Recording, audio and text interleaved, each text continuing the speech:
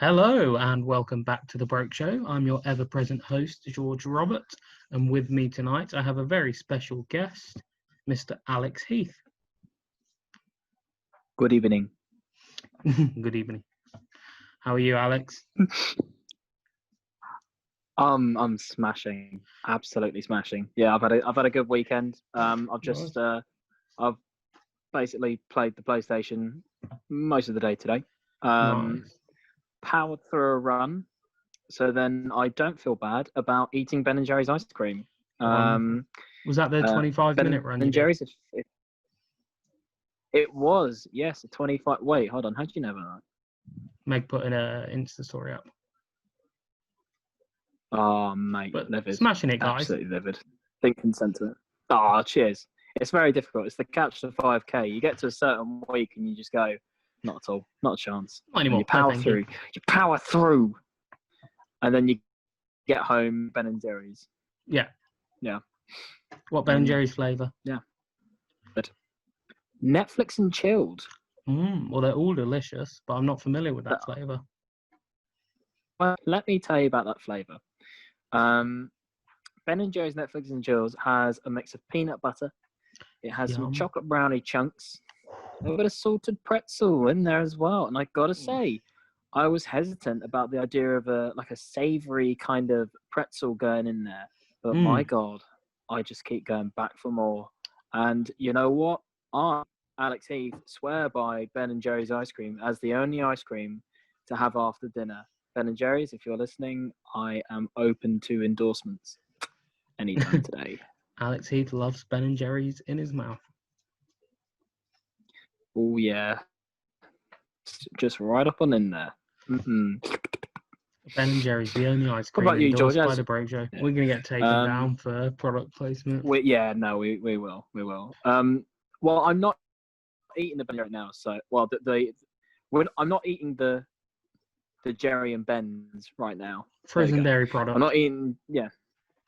I'm not eating it now. So the product isn't here. It's merely talking about it. An abstract kind of construction. Yeah, this is how me and Alex normally talk to each other. Lines. Yeah, we sometimes talk in knockoff products. Everything, it's how we survived this far, and we'll keep going. Exactly, and you will not stop us. So anyway, Alex, I understand that you're Greek. What a brilliant segue. It's true. I am half Greek.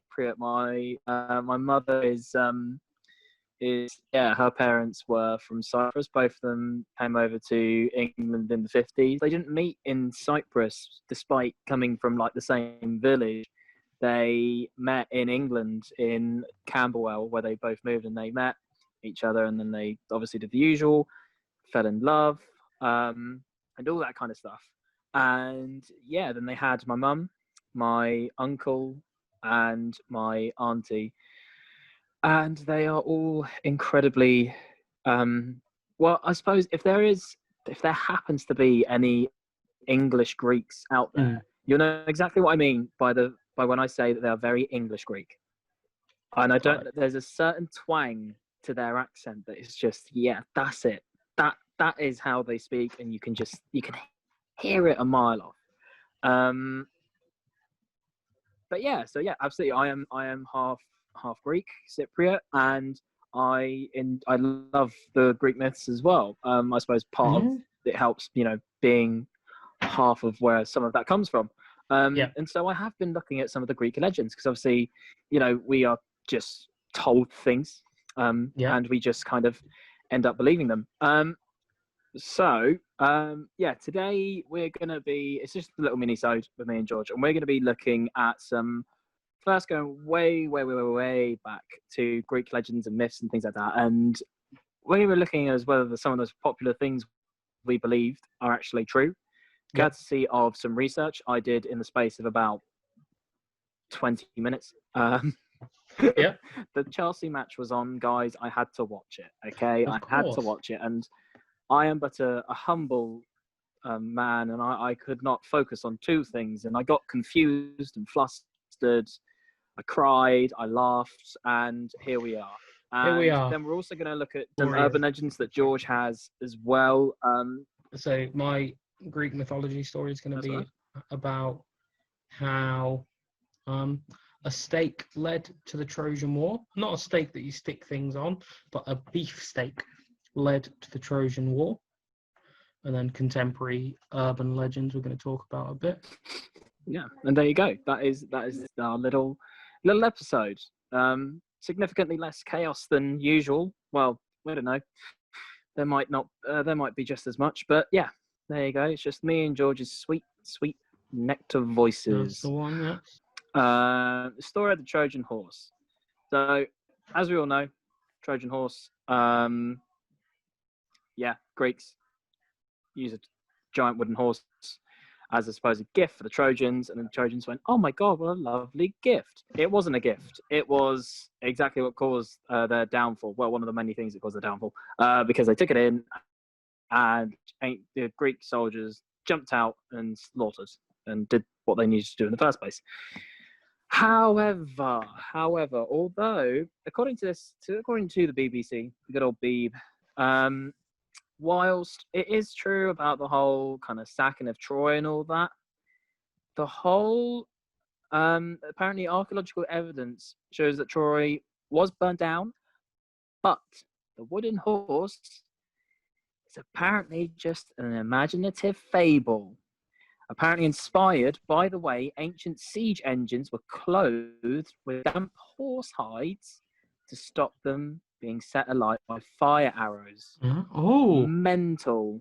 weird. I think So, maybe there's that. So it was actually the siege engines that they used in wars, which I imagine were wooden constructions, cloaked in horse hide that's soaked. Do you think that has something to do with Greek mythology and Greek tradition maybe being more of an oral history rather than written? oh, big time. Because I mean, we'll come on to it later with Homer, but the Iliad and the Odyssey are called epic poems because they weren't technically written by the man we know as Homer. They were spoken. He said all of them. They're known as like oral poems, and it's incredible how much of it is passed down that way. And we have also like the fact that the Greeks relied so much on theatre and everything. There's so much that is spoken. But because of this, as well, like as we know from games we play, as a game where you pass around a whisper and you find that where it starts off, where it ends, it's a completely different thing that's been said. And there's so much to be said about how obviously and I mean, it happens. I mean, some people argue it happens with the Bible as well. I mean, it's a book that is very, very old. And, a lot of people are of the kind of belief that, there was a guy called Jesus, like this. There was some sort of truth to it, that there was, I suppose they used something to do with the horse, but it wasn't exactly what is said by the idea of they went inside a giant wooden horse and then were just lured into Troy. And, it's a thing of half truth. And we see it because, all the time. The burning down of Troy I just did thought it was lead really interesting to the end of the Bronze Age. But it's not because history wasn't as well documented or recorded then. We don't know exactly what happened to it. It'd be that thing of, we put horse skins on our siege engines soaked in water, and the next person goes, they have horses that they ride into battle. It's like, no, they have giant engines, and then horse engine, and then giant horse. Yeah, exactly. Someone took it incredibly literally and went, so a giant horse. They went inside a giant horse and then they got into Troy, and it's like, well, so I suppose you're the most reliable source we have. So all right. Yeah, and maybe a language barrier as well, different dialects of the time, and well, we have that in language as well, where there's only certain words, like you hear so many people say, in this language you don't have a word for this, and that can be, and that could easily have happened with this. Maybe they didn't have a word for siege engine. I don't know. It's a very specific thing to not have a word for, but who knows? There might have been, as you said, language barrier. They don't have a word for something, and then it's end up that people just think it was just a wooden horse. Yeah, there you go. Little fact for you. There's something about that it's exactly what happened with how Japan was named. but I don't remember exactly what it was. No, I can't find it now, and I'm not going to research because it'll take up more gutted. time. But yeah, it's basically something like when they ask where we are, and the Japanese people said, "Oh, Japan." Well, they said Nippon or whatever it was. It didn't mean the name of the country they were in. The guy was just saying something like home. But yeah. See, I love that shit, man. Yeah. Yeah. So you were speaking of the Trojan horse. I feel that might be a good segue into a little story I have. Alex Heath, would you like to hear the story of how a succulent barbecue of beef products led to the 10-year Trojan War and the downfall of Troy? Do you know what? I would, but I really think it's going to put me off any kind of future barbecue. I'm fairly sure there are specific circumstances with this one that I feel wouldn't be recreated at your family barbecues. But yeah, go for it. They might be. So, as we know, the Trojan War culminated with the Trojan horse being taken in and the Greeks slaughtering everyone. So what started the Trojan War was Helen, who was the wife of the king of Sparta, was taken by Paris of Troy to become his wife. So she was abducted, and that's what led to the Trojan War. Now we're going to jump over to two different characters from Greek mythology, Castor and Pollux, who are also known as the Dioscuri, the twins. So they're two twins, and they are represented by the star sign Gemini. They're the two twins in the sky, because they were given split immortality from Zeus, meaning one brother was immortal, one wasn't, and they were one died, the mortal one, and Zeus said to the other one, if you want to give him half your immortality, you can. And their immortality was becoming the star sign Gemini. That was a bit of a sidetrack, but Castor and Pollux, they were the children of Leda.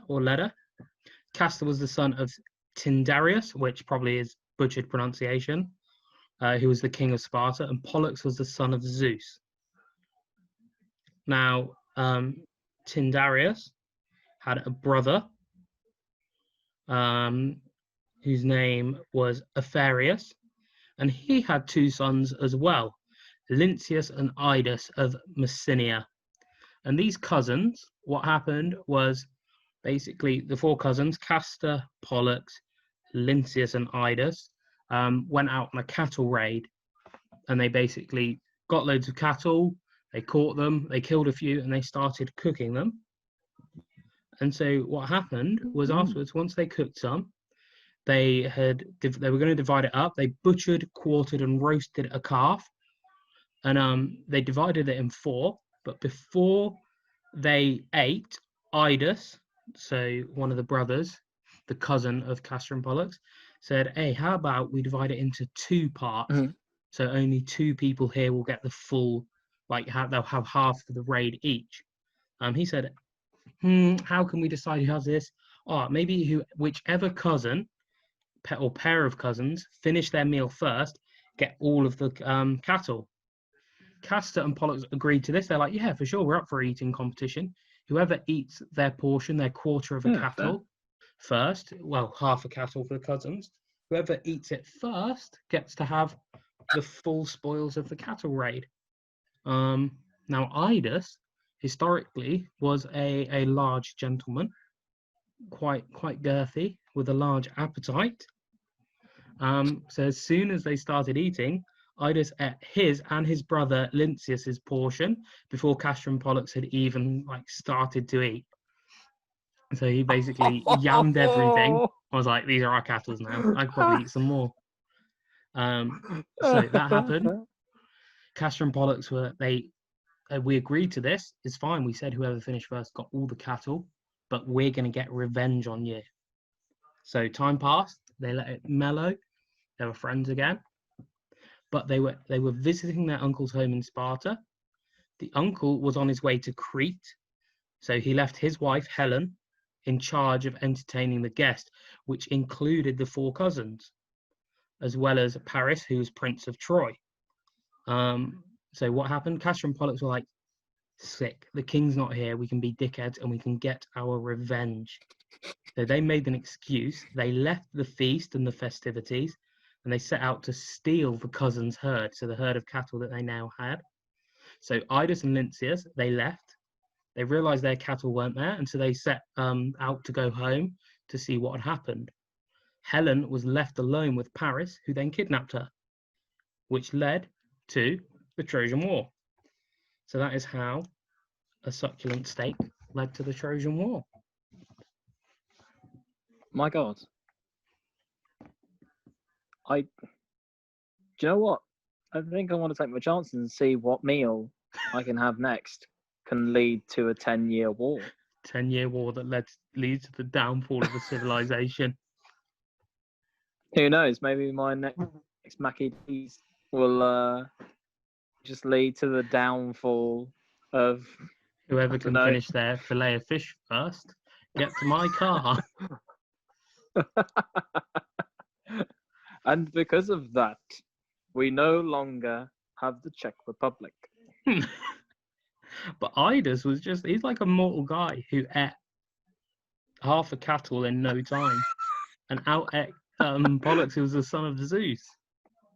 I love the idea that the gods are watching this and going, fuck's sake, man. Yeah. Like, he's just made you look so weak. The gods were actually watching because when Lynceus and Idus were riding home, Castor and Pollux were going to ambush them, but Lynceus was famous for having basically Legolas's eyes. He had a really good sight, and so he saw him hiding in the tree. Oh yeah. And they fought each other.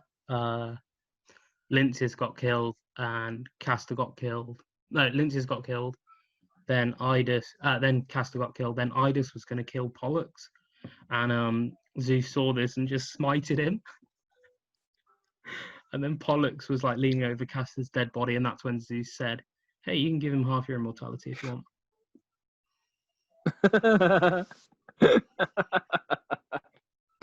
Oh man, I love tracing back things like that. That is genuinely hilarious. It's how all the stories like interconnect. I love that shit. Like how someone fucking a bull. Well, actually, no. Yeah. Who was it? Who fucked Zeus as the bull? Someone fucked Zeus as a bull, and there we go. We have to build a maze for a Minotaur. Yeah. Well, that's the thing is, Leda gave birth to Pollux because Zeus disguised himself as a swan. He literally is. He cannot. The thing I love about Zeus, right, is just when you think he is awful, he will fuck anything that moves. No. Because Hera, not only is his sister, but also whenever she's like, "Oh man, I heard that Zeus fucked this woman. What are you gonna do about it, Hera? Take revenge on Zeus? Are you finally gonna dump his ass? You're gonna leave him? You're gonna say, wait, Jose, you've got another thing coming. You ain't messing with this gal anymore." No, she goes up to the poor woman who has no idea, who has just been like, "Oh yeah, I'm really attracted to this bull. I'm really attracted to this swan. I think I want to go for it." And she just comes down on them and just be like, "You bitch, you horrible bitch, get away from my man." Greek myth is basically Jeremy Kyle of that time. It really is. You keep your hands off my man. You get away from my Zeus. I didn't even know he was a god. Thought he was bull. I just wanted to shag an animal. I was curious. Oh, he gave me a right good go though. Oh, you're a bitch. Calm down. I've got the DNA results here. Do you know why Zeus had man, half bull? Do you know why Zeus had to disguise himself as animals when he came to Earth? I think I might know, but go on. You tell me. Because if he showed himself in his true immortal god form to any mortal being, they'd like explode on the spot. And different myths say different things happen.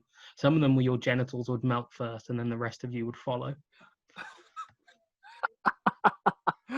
Because isn't there a woman that says like, "No, I want to see you in a true form," and he's just like, "You don't. You really don't. You don't. You don't want to see me in my true form. And she's like, oh, please, please, please. He's like, all right, if you're gonna, you know what, fuck it, let's do it. He kills her. Yeah. He kills her. She just because he died. comes down as a lightning bolt. I liken it to Adam Driver in Star Wars Man. when Kylo Ren is topless, just wide. Ben Swallow. There's also a story of a girl who broke her retainer, her retainer, because she went to see Black Panther, and when I don't know if it's Michael B. Jordan or who play, it was Michael B. Jordan playing Killmonger. When he took his top off, she bit down so hard that it snapped. That's like a fraction of Zeus's powers. I get that. So what we're saying is that if there were 4 Michael B. Jordans together, it would essentially be the same as Zeus. Yeah. You know what? I'm not totally against that. Zeus is a furry.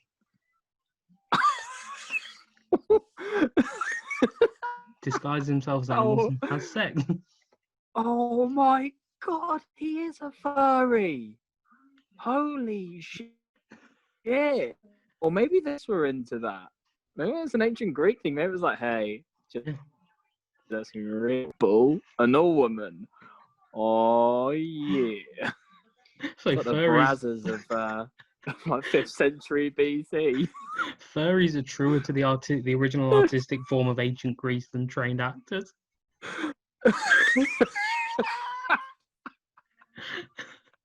Thank you for watching The Broke Joke. We all have acting degrees. Oh dear. And we are doing a lot with them. Yeah. Oh man. Speaking of strange men in ancient Greece, how about the story from me? Yes, please. So I'll tell you what, I'm going to go for Arthur and Pythagoras. Now, we all know Pythagoras. Yeah. A really pointless thing we learn in maths in secondary school. That is a squared plus b squared equals c squared. Oh, yeah, which just teaches us about triangles because we all use that nowadays, don't we? The amount of times I've looked at a triangle and gone, because a squared. Yeah, obviously that, and that helps me in my taxes. That helps me find a job and things like that. So it's knows no bounds as to how many times I've used it. But apparently it's very dense to whether Pythagoras himself was actually a mathematician, as we know him as. So apparently the Babylonians knew the equation a squared plus b squared equals c squared centuries earlier, and there is no evidence that Pythagoras discovered or even proved the damn thing. Oh shit. And apparently he was there were genuine mathematical investigations that were taken by later Pythagoreans, as they call themselves. Yeah. The evidence suggests that Pythagoras, he was a mystic who believed that numbers underlie everything. That's not wrong. He's totally not wrong at all. But I find it so funny that we take a mystic's word on maths so seriously. Like I like to think where were the ideas stopped? Like, did he say like everything is made of like pi because 3.14, and he just starts babbling on some shit, and they just went, oh, not your best, that one. Tell you what, we'll put that in the. We'll cut that out of the greatest hits. Leave out. Yeah, we'll get a giant nail and we'll just put it onto the marble corkboard, and we'll leave it. I just can't believe that we're so like just can't fathom. He wasn't even a mathematician. And he didn't even come up with seriously. Like, with it's crazy. for him. Yeah, he didn't even come up with it. The Babylonians did. So it should be the Babylonian ages theorem. Ago. So that. Yeah, I know. I'd love to be able to say I know the Babylonian theorem. Like Mhm. that, if I was but a young single woman out on the town, and Yeah. I was there with my wonderful drink, just looking for a hot stud to take me away, and a guy came up to me and went, "Hey, I know the onion theory." I'd, you know what? I'd go home with him there and then, Absolutely, because 100%. how much does it sound? Whereas if I went up to a girl and I said, "Oh, I know the Pythagoras theorem," ugh, it doesn't float the boat, does it? You know, it No, doesn't get the old loins going, no, doesn't get my doesn't. motor running. No. Not one bit. So I don't. I again, it's one of them things where I have no idea why we know it as Pythagoras. I have no idea why we take it so seriously either. But for some reason we do, I guess it's just one of those and things that it's known as sticks. is. Yeah, it really is, and Like, it's oh, like everyone calls a vacuum cleaner a Hoover, even though Hoover's a brand name. It's just whatever that main thing is that becomes known for it, because people start, maybe because he yeah, was a mystic and he was a bit crazy, but then well, not his theory, mm, but what they called his theory was true. They're like, have you heard what Pythagoras is saying? A squared plus b squared equals c squared. Oh, Pythagoras said that. Pythagoras, yeah. Have you heard Pythagoras' theory? And then it just becomes that yeah. the theory he's spreading becomes his theory, even though it's not. Of course, it's that whispers thing, the rumors thing, where Yeah, it's like someone says something and someone says something else, and someone kind of warps it just a little bit, where it's still true, but there's still something not quite right. yeah. And yeah, it's mad because like, what was it? Um, oh fuck, I completely forgotten it. No, it's gone. It's gone. There it is. It's left the vessel of my head, and Adios. it's gone. Bollocking hell. Oh, bad Alex. Stupid. Bloody. Oh, you Hey, fucking hey, idiots. come on. Hey, come on. It's alright. It's oh god. Do you know what? I'm gonna wake up in a hot sweat in the middle of the night and remember what it was. Post it And on the remember, Facebook and it's gonna page. really, yeah. I'm gonna record a separate video underneath when this one comes out, and I'm just gonna go. That was what I meant to say, and it's gonna be really, really rubbish. It's gonna be really crap. That's fine. Right. So George, did you have a story to add onto Yeah, your one previously? if you'd maybe like to time travel with me. So Oh yeah, let's we're go for it. gonna go forward in time quite a bit. So we spoke about Greek mythology, a few of the things Ooh. that weren't true, where the stories may have come from, and how events can interlink. Mm. Now we're gonna hop in our time machine and sound effects in post. Babble freak. And now we're now in the 1700s. So this is going more into urban legends, and one that turned out to be true. So this is the story of Marjorie McCall Cool. and her headstone, where she's buried, in County Armagh in Ireland, which you can still Mm-hmm. visit to this day. Mm-hmm. The headstone says, "Lived once, buried twice." Interesting. Oh, So like a YOLO there. yeah, kind of.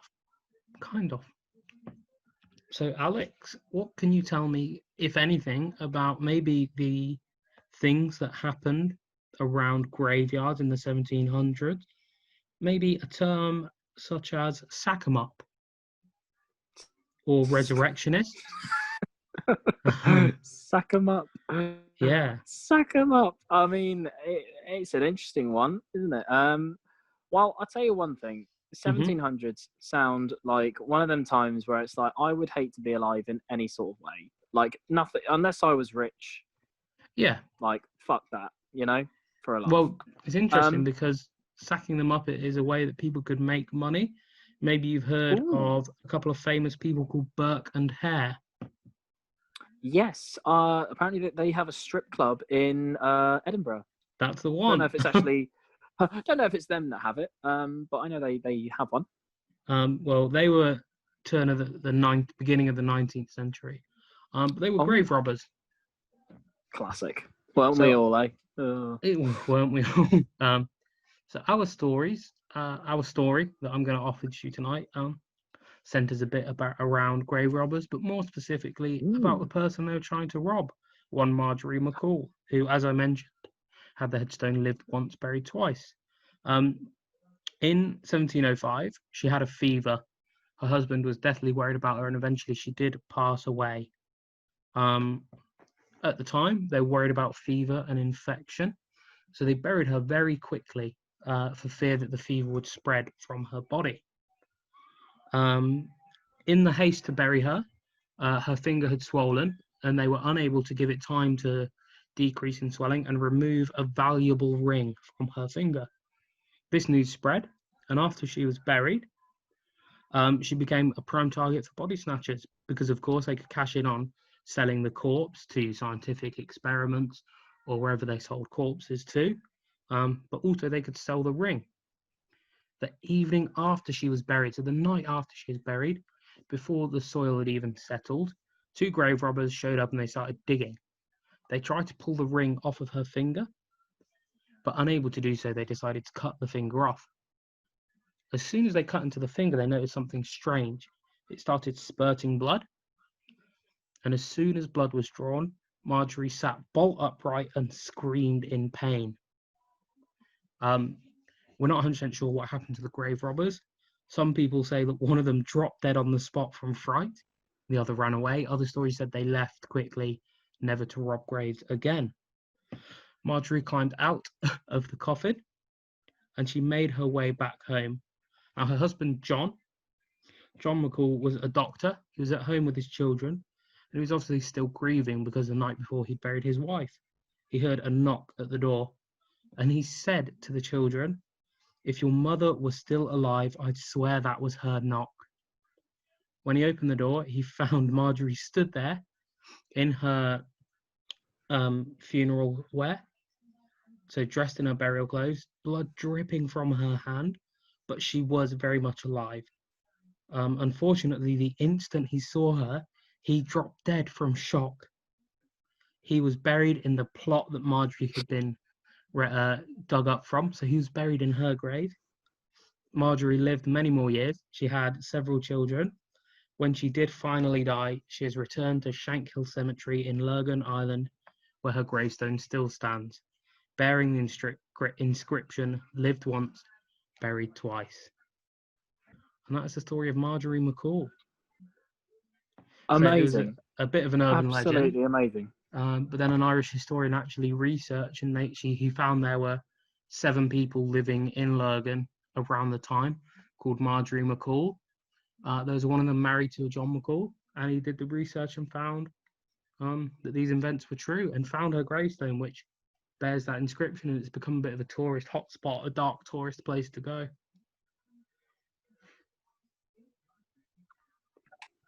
What the sweet fuck? I know, That right? is genuinely mental. Like, props to them for recycling. You know, that's a real good. It's a real good good move there. Just using the same grave because I mean, fuck it, why not? Of course. Yeah. Yeah, can't let a good grave go to waste. You can't. A good grave these days is hard to find. Exactly. But also, I just imagine the absolute shock of. Oh my goodness, could you imagine? Of just cutting like, I feel like it's the same shock as when you go to fart and then just comes out and you're just like, oh fuck.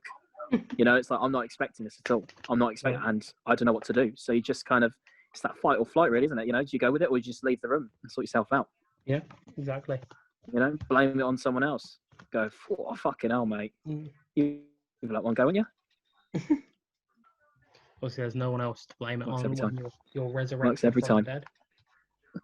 That is another problem as well. You know, you can't really yeah. Shit me up, man. It's the fact that she then goes to the house And in a wonderful turn of events, the dad not only says, God, your mum was still alive, I'd swear that was her knock. Sounds So just then like open how the she door, used to knock. and it is her. And then he then dies of shock. On the But you know what, spot. there's a sweet irony, because, like, as well, you could be like, well, you did say, like, that's probably her knocks. So, I mean, you know, Dad, it's kind of on you, mate. Like, you shouldn't have been that shocked. But fucking hell, like, what a crazy day for the kids. Oh yeah, At they bury one their point, mum. and then for a split second, they have both their mum and their dad back again. Yeah. And then they just have their mum, who's like got one bit of a finger missing. Yeah. And Christ, they probably just wanted to sit down and have some dinner. If I was one of their kids, I'd have just given up. I'd have been like, you know what? I don't give a shit which parent is here anymore. Just stop. Like, if you're gonna die, just go for it. Like, please, just please don't fake. Just don't fake it. You know, just commit to it. You know. I don't think Marjorie faked it. I think she's in some kind of coma. That is true. No, I'll give her credit on that one. She didn't. She tried to. She earned that. She earned that death. Jesus Christ. Yeah. Well, I guess it. Wow. YOLO indeed. Yeah, in a weird way, but I suppose the whole like lived once, buried twice. That really makes sense, and you know, whoever put that down needs a raise, man, because that's genius. That's poetic. That shit's smart. Beautiful. Also very factual, and I like that. You know, it's nice. Good for them. Alex, did you have any stories now that we're back? Maybe doesn't even have to be in the 1700s. We can come all the way to the present if you want. Well, I'm glad you asked about the present, George, because I've actually got a Christmas present for you. I don't. I'm really sorry I got your hopes up like that. It's not a Christmas present at all. It's actually an article that says about 9 weird urban legends about London. Ah, London. Now we're going to start off with something light, seeing as we've had a bit of a dark one. Mm-hmm. So let's see, what one have I got? Oh, so the article says that London's wild parakeets can all be tracked back to Jimi Hendrix's parakeets. So essentially, in a way, they are all his. But how, might how you indeed? ask? I am asking how. So,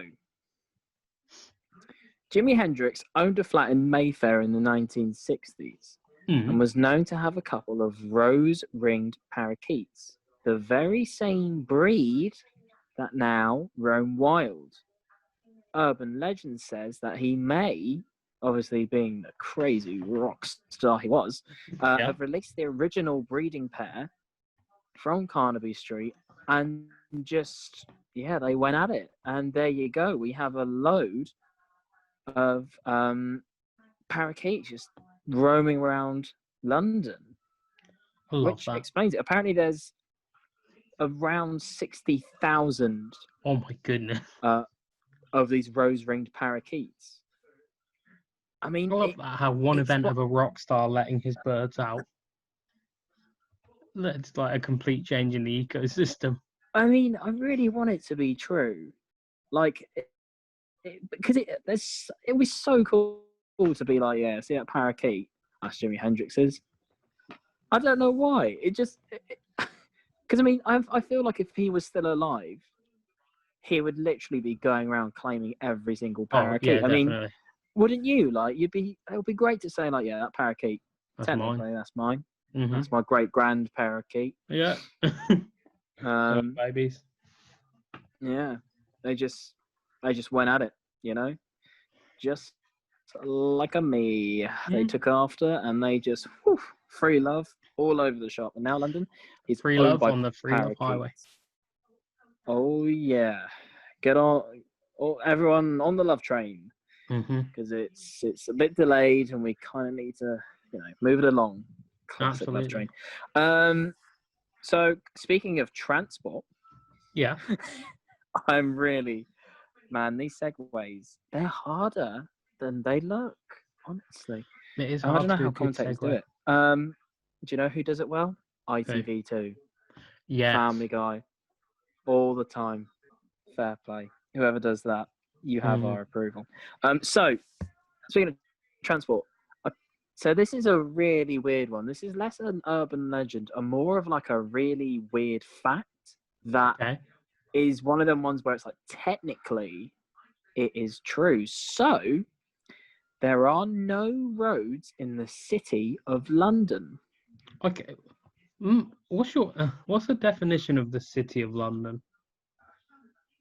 So for me, the city of London, where it's mapped out, I would kind of agree with it. It's like the real city centre. Yeah. Like we got St Paul's, kind of Bank, Liverpool Street, Aldgate, Guildhall. Like the real north of the river, sort of. If you go west to east between like Holborn and Aldgate, as far north as like the Barbican. Funny enough, that's exactly where this map has. As north as the Barbican. Yeah, so that's what they call the city of London. Yeah, so and I'd agree with that. That I didn't know the if city of London. What I was doing now, I didn't know if there was like an ambiguous definition where there's a pub called the City of London. Oh, could you imagine? I hate articles like that. Oh, it'd be terrible. But apparently, I've walked on roads there. What? Oh, so apparently there are nothing technically called a road in the city of London. Okay. This is what it says. This one relies on the technicality, as most of the streets in the city of London were named before the word road entered the English language. Consequently, it has alleys, it has streets, and it has squares. But only until 1944, there was not a single road in the entirety of the square mile. And that was in the year in which the boundary changes put half of Goswell Road in the city of London. Although part of this road does still belong in Islington. So, technically, there are no full roads in the city of London. Which I think is absolutely mad. I feel like I've been lied to my entire time. I think it's mad that's how old the City of London is. That they didn't even have a word for road when they were making roads. It's so weird to think that at some point there wasn't even a word for road, and so they couldn't even call it that. So they're like street, alley, square. Like they just made shit. Well, I learned something about in Shakespeare's time. Apparently, you could almost make up however the fuck you spelt your name. Yeah. Like you could make that shit up, and I love that. And I like to think that there was no limit to some people, so they just made shit up full on like words and all that kind of stuff. Like the olden times were metal as fuck. Oh, 100%. Like you would get a cough and someone might go, I'll tell you what, the humour in you says there is too much blood. So we're going to get some leeches. I'm going to get that shit out of you, okay? And in fact, this little 12-year-old boy, his job is to collect leeches in swamps. So, you're actually doing us all a service here. And it's like, that's someone's... They looked at a 12-year-old boy and went, I'll tell you what you'd be good at. Collecting blood-sucking little things from marshes. Yeah, go on. And just in there. go straight in. Yeah, I'll be all right. Yeah, we'll be fine. You got shoes on? No, you don't want to have shoes on. You don't want to crush them, do you? That's all right. Well, if they latch onto you, there you go. You've done your job as well. Yeah, it's a big deal. Win-win. And but again, it's just it's crazy to think that is technically true. And that is gonna be my dad fact. That's a good one. That's one you can like when you go to London with friends who are not from London. You'd be like, "Did you know there are no roads in the City of London?" Yeah. And they'll go, wow, you're so smart. You're so cool. And you go, yeah. Yeah, I don't want to brag, but yeah, Yeah. maybe. If only you could turn into a swan, I'd have sex with you. Because I'll tell you what, I might do. Speaking of swans, Yeah. I'm getting better at this. Apparently, another urban legend is that there is a monstrous beast that roams Hackney marshes. And no, it is not a hipster before they've had some coffee. Apparently, in 1981, I can't quote that at being my own joke. That is that is what they put into the article. Verbatim. Like, fair enough, it's a good joke. Is, you know what? It's a good one. I couldn't take credit on that one. No. They do reckon this one, there's not a lot to it, but it's still pretty fucking creepy, and it was a good segue. So back in 1981, 4 kids were crossing the marshes on a cold winter's morning when they happened upon a, quote, giant, great, growling, hairy thing, unquote. Now, this can't be blamed on a disgruntled hipster without his morning caffeine fix. See, there you go, pretty good. Yeah. I butchered it though, since this was long before Hackney got hipsterified. Oh, I like that quote. Hipsterified. Hipsterified. That's a nice word. Naturally, it was assumed that this was some sort of hideous monster, and whilst it hasn't been seen since, we'd advise keeping an eye out if you're in the area. Now, I find that shit, that to me is still like, that's weird, because we still don't know what that is. Yeah. That's the kind of stuff that, like, I mean, I don't know if you've ever heard of the TV series Supernatural. I have heard of it. I've not watched it. It's about these 2 brothers. I'd recommend it. It's a really good TV series. Like, and it's just they are like, what are they called? They're just called hunters, and they hunt down like paranormal shit across America, and it's all made up and everything. But it's all about this kind of thing that would be like, you know, we don't know what it is, but we saw it and we could hear this thing, and blah, blah, blah. And it's just this is like begging for some sort of horror film. Yeah. You know, it's like, oh, come on, someone, you know, we need like a found footage horror. Oh, mate, yeah, or maybe like a Sam Raimi kind of one. Oh, I think shit, it's too out there for Ari Aster. You know, it's not some sort of deep psychological, like the beast was actually themselves. Twas beauty killed the beast. That's not me criticizing Ari Aster. I love Hereditary. I love Midsommar. They are fantastic films. They really fuck with my head. Yeah, Midsommar Murders is weird. Oh, it's amazing. It's, you know, Jesus, it gets so graphic though. Midsommar Murders. Yeah. You know, it really doesn't need to. But like Hereditary, I'm still looking up in the corners of my room for Toni Collette, which is crazy because I'm sure she's not here, but every now and then I'm pretty sure I see her. But I have put in a restraining order. Don't worry about that. Tony, stay away from Stay well away from me. Yeah, Tony, if you are listening to this, please, this needs to stop. It's very uncomfortable for me and my family.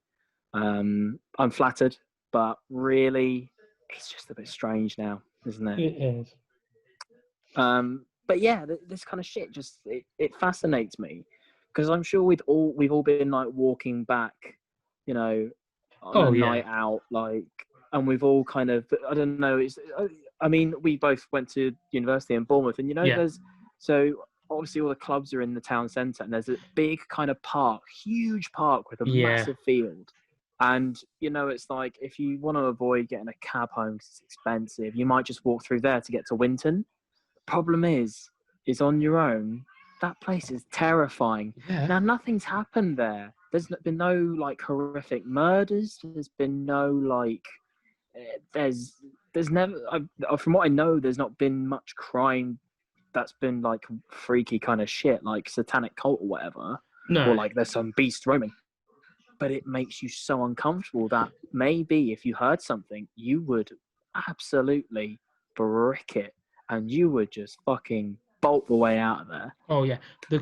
Speaking of I know it's a bit of a detraction from the episode, but speaking of creepy shit in Bournemouth, when I was commissioned for the Moon project last year for the Dorset Moon, at Bournemouth we were in St Peter's Church. That's the one opposite the Mary Shelley Spoons. So like a really old church, and we were there from midday to midnight every day. So at midnight when we closed, everyone would leave, and we'd have to sort of break down for the night, take everything down, go and get our stuff. And that was like at 12:30 in the morning, on your own in a church, walking through the churchyard to get to your car park, to the car park. Oh, It was fuck. I don't know whether I do believe in supernatural things, but you just have a feeling in these spaces that have history. Yeah, man, I really feel, especially a church, like, and it's, do you know what? It's not that, because obviously a church you associate with God, Jesus, a positive spirit. Yeah. So of course you wouldn't necessarily think of, if I'm going to get attacked by a demon, it might be here. No. But you'd think if God sent some sort of sign, you'd still fucking shit yourself and you'd run, wouldn't you? Like it's like, you know, it's terrifying. Like if he's just like, oh, I'm going to send a positive sign. Here's some. I'm going to throw some money down from the stairs onto the floor in front of him. You wouldn't pick up the money. You'd fucking run. Well, the thing is, like, You know, the biblical definition of angels aren't these human forms. They're like beings beyond human perception. They can appear as like revolving rings with many eyes. If you saw that, having seen like pictures of fucking Gabriel being this dude with massive wings and really nice, friendly humanoid form, and then you saw some spinning fucking rings with eyes glowing in a churchyard, mate, your bum would fall out. Honestly, that would be terrifying. Yeah. Like, genuinely terrifying. And I have no idea what I'd do. I think you know what, I would believe in him and I'd go, you know what? I will do some good things. I won't swear as much. Yeah. No, I'm kidding, I will. I'll still swear. Speaking, no, I haven't got a segue. Who am I kidding?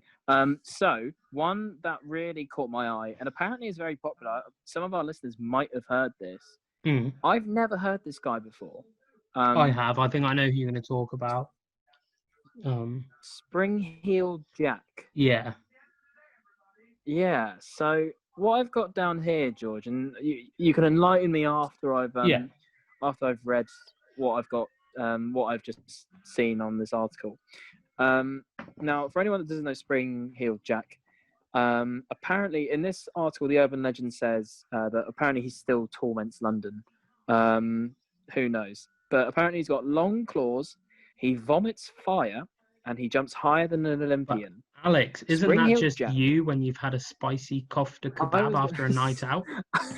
I was going to say, I don't think this is Spring-heeled Jack. I feel personally attacked that people are seeing me just after a night out in Kingston and going, oh, fuck, Spring-heeled Jack is back. Run. I just want to get in an Uber home, guys. Stop reporting me, please. Please stop reporting me as a folklore villain. Leave me alone. I'm going to Photoshop a picture of you. Your face on Spring-heeled Jack now. Oh, please do. Next Halloween party, I'm going to come at Spring-heeled Jack, and you better be there, because you're going to be the only one that will get that. Everyone else will be like, what the fuck are you wearing? And this week, like, I'm Spring-heeled Jack. Why do I think he's a hillbilly? Just Spring-heeled Jack just doesn't sound right in English, but I'm Spring-heeled Jack. I don't know why. Anyway, so Spring-heeled Jack, he was the supreme terror of Victorian London, as if there was another thing to be terrified of in that era. Until another Jack turned up several years later to steal the crown. Yeah. Don't know who that was. In the 1830s and 40s, tales of Jack were common, attacking women, causing carriage crashes, and pretending to be a fire-breathing policeman. I like how that's one of the most annoying things he did. He pretended to be a policeman. Stop it. Well, what do No. we have all here then? With his massive jumping, he's just, Yeah. hello, what's all this then? Mass hysteria and regular appearances in the Penny Dreadfuls further contributed to the legend of Old Jack. A man called Thomas Millerbank boasted of being Jack and was subsequently tried, only escaping jail, not because of his Olympian kind of jump or, just his long claws or anything else. Mm-hmm. It was because he was unable to breathe fire on command. That was the catch. that was the catch right there for you, old Tom. You couldn't breathe fire on command, my friend. You probably should have thought of that before you said you were Spring Hill Jack. That's quite a key thing that they're going to catch you out on. So the most popular theory is that Jack was a wacky nobleman with money to burn on outlandish costumes. But that didn't stop him being spotted as recently as 2012, apparently. Oh, shit. Now, where was I in 2012? It's possible. I mean, I wasn't old enough to go out to drink, so I obviously stayed in and have some lemonades. Yep. But, I mean, who knows? It could have been me. But George, please talk to me about Spring Hill Jack. So, yeah, from what I recall learning about him, he was kind of a devilish figure. Almost, the devil in Rick and Morty? Oh, yeah. He was kind of that gentlemanly figure who was actually a demon. But yeah, so basically he was just demonic, but he appeared as if he was a gentleman, but could turn into this clawed. Well, he was this clawed figure with eyes like fireballs that could make great leaps in a single bound. And that's how he evaded capture, was he'd just jump over buildings. And that's why they called him Spring Hill Jack. But there were things that he was a character in Penny Dreadfuls as well. And I don't know whether the Penny Dreadfuls were like old stories, comics basically that you buy.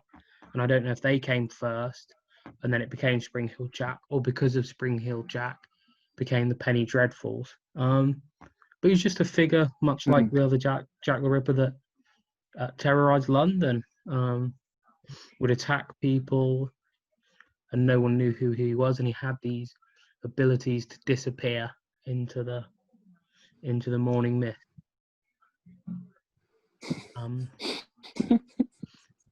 But that's just I mean, it just sounds like an old Batman. The more I think about it, it's bonkers, isn't it? And it is, and I think at those times, without obviously cameras or the internet or an easy way of spreading information, I think if there was someone committing murders and attacks in London, it's scarier to make them human, because then it's someone that could get you. So they become these mythical figures with these powers, and then it's another entity. You don't then have to worry about the guy on the street who's looking at you funny. You worry about this devil figure of Spring Hill Jack rather than the human nature of him. And he could have just been an evil guy who was out to attack people, but because there's no way of capturing who he was, it's easier for you to think of it as a demonic entity than as just someone you could pass on the street. That's a lot scarier to me than demons. Definitely. Yeah. And I think, there's something to be said about that. That's the there's this idea that most horror films are terrifying. Well, actually, to be fair, it's the reason I found Hereditary so terrifying was because at no point was there. I mean, okay, so spoilers for those that haven't seen it, but I mean, it's been out for 2 years. Come on, now. But I'm going to spoil it anyway. There is no actual monster in there. There is no physical, terrifying, otherworldly being that we see. Everything just happens within this family. It's all, and the way he does it, it's all very real. And that is the most terrifying thing. Is I was watching that, and the more I watched it, because it starts off obviously, a grandma dies, a very real thing that happens to us all. We've all, I'm sure a lot of us have been there. If you haven't been there, you are incredibly lucky. Yeah. And my thoughts will go out to you when it does happen. But for those that have been there, we all know what it's like with those family funerals. It's a weird time, and it starts off just as that, and then they go home, and it's all fairly normal. Everyone kind of goes to their separate bedrooms. Sometimes they might come together for dinner just to, just because they have to.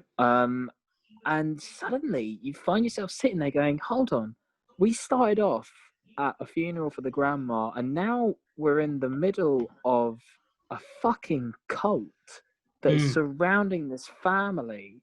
They are in their house, and they are just doing this crazy shit. The mum is possessed by Payman, one of the kings of hell. And he is, he is making her, walk, crawl on the fucking walls, and like the son is just walking around like nothing's happened. Or no, not like nothing's happened, but he has no idea what's going on, and it's unbelievable. But you sit there and you go, I don't understand how we got here, but for some reason, the way this has been laid out is it feels incredibly real that this has just happened. And it doesn't feel impossible, and that's terrifying. That it feels like it could happen. Yeah, it's the human elements of horror that are a lot more terrifying than like creating a really scary demon. It's horrible, and I don't know if you do this, but whenever I hear of a horror film and they say, "Oh, it's terrifying," sometimes I Google it and I just want to see what the monster looks like. Yeah, and I think because for me, there is the that ones curiosity. Like even if they branch into obviously horror films do go into the fantastical side of creating monsters or technology. The ones that scare me the most are the ones rooted in humanity. So like Get Out by Jordan Peele, the family in that.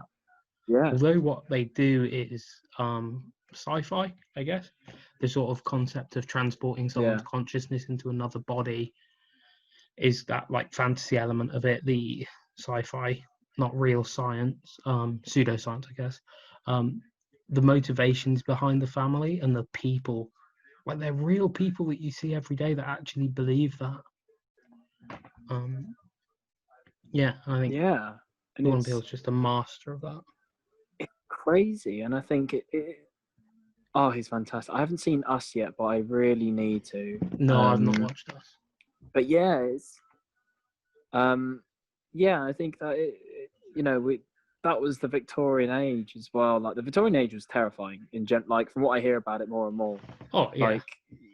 Like going just on that, like it's just it's just fucking like messed up. You died from literally everything. Yeah. And then you came back as a terrifying ghost, and then you haunted everyone.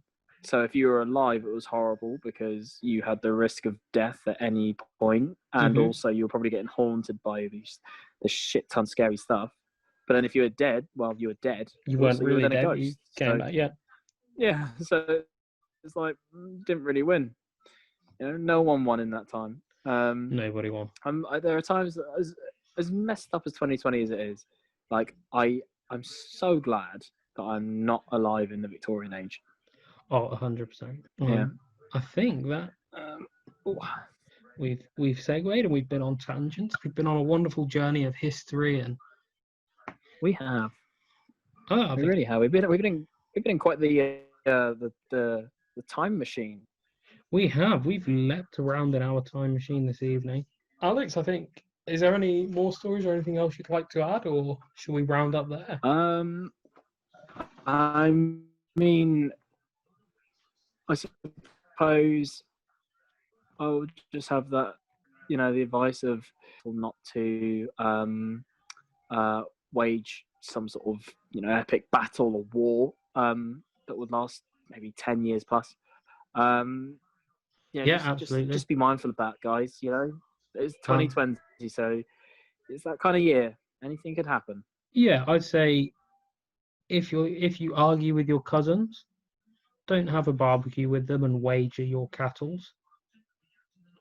Yeah, it's tempting. Oh yeah, tempting as it may be, please just think of the consequences. Oh yeah, big time, big time. Thank you for listening to the Broke Show again. If you've made it this far, I'm sure we'll be back soon with another fantastic episode. So it's good night from me. And it's good night from me. Sleep well, people of the world.